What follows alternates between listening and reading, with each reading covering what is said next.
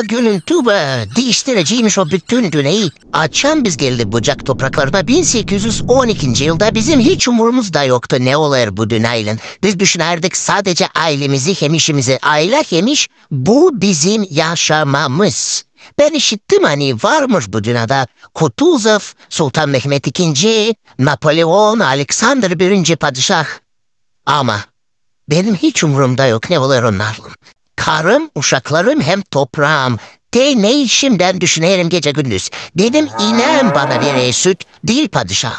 Umutlanıyorum ta görünce yaşayayım öyle hani padişahların hiç umurunda olmasın ne olur beni bilin.